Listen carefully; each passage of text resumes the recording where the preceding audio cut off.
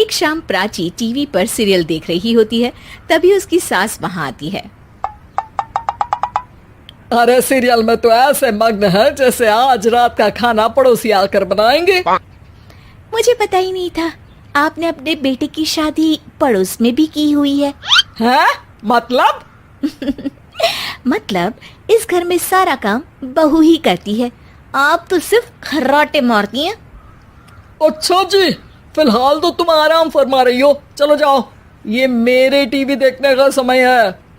आहा, इसीलिए मुझे भगाया जा रहा है। सॉरी, अब तो बिल्कुल नहीं जाऊंगी। प्राची की इस बात पर दोनों सास बहू के बीच टीवी रिमोट के पीछे बच्चों जैसे छीना झपटी शुरू हो जाती है, जिसके बीच श्लोक भी काम से घर वापस आ जाता है। आज मेरी चूहे बिल्ली की जोड़ी किस बात पर झगड़ रही है? अरे तेरे बीवी मुझे टीवी ही नहीं देखने दे रही। अरे तुम्हारी मम्मी मुझे खाना बनाने के लिए फोर्स कर रही है। अरे वाह, ऐसे बेतुके रीजन पर तो बच्चे भी झगड़ा नहीं करते। अरे मुझे कुछ मत बोल, सब इसने ही शुरू किया है। हाँ हाँ, जैसे आप तो बहुत दूध की धूली है ना। अरे बस, दोनों चुप। प्राची जाओ, खाने की तैयारी करो। और माँ तुम छोड़ो, तुम्हें क्या बोलूं, शांति से अपना सीरियल देखो, मुझे दोबारा लड़ने की आवाज सुनाई नहीं देनी चाहिए। ऐसा बोलकर श्लोक वहां से चला जाता है, जिसके पीछे पीछे प्राची भी कुछ न कुछ बड़बड़ाते हुए रसोई में चली जाती है। हाँ हाँ, सासू जी को तो कुछ बोलेंगे ही नहीं, बस मुझ पर ही हुक्म चलता है, खाना बनाओ, जैसे मैं इनके घर में खाना बनाने के लिए आई हूँ। इसी तरह शाम बीतती है और रात को श्लोक और प्राची की सास खाना खाकर सोने चले जाते हैं, लेकिन प्राची गुस्से में कुछ खाए बिना काम में ही लगी रहती है। इस घर में किसी को घंटा फिक्र नहीं पड़ता, मैं खाऊं या भूखी रहूं। प्राची कुछ देर के लिए रसोई से बाहर जाती है और जैसे ही वापस आती है तो वहां दूध का भरा ग्लास देखकर हैरान रह जाती है। फिक्र पूरी है, बस दिखाना नहीं है।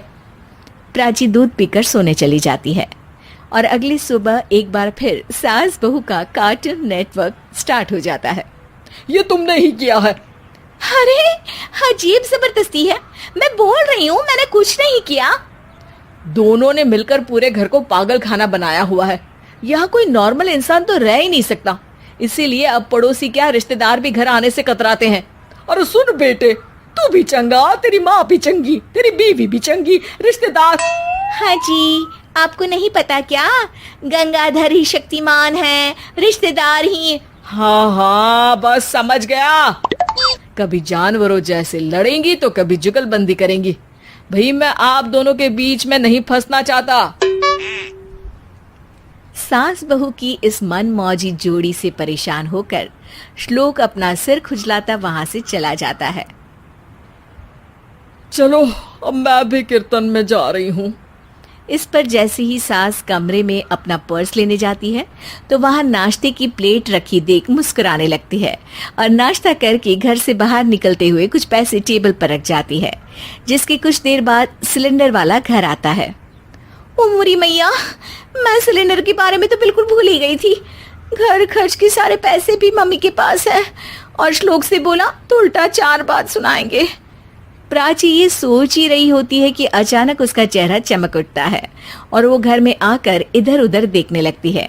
तभी उसकी नजर टेबल पर रखे पैसों पर पड़ती है, जिन्हें वो सिलेंडर वाले को दे देती है। ये सब श्लोक देख लेता है। अच्छा बेटे, इतना बड़ा घोटाला, सबके सामने मैं तेरी दुश्मन और पीठ पीछे तेरी मेरी यारी।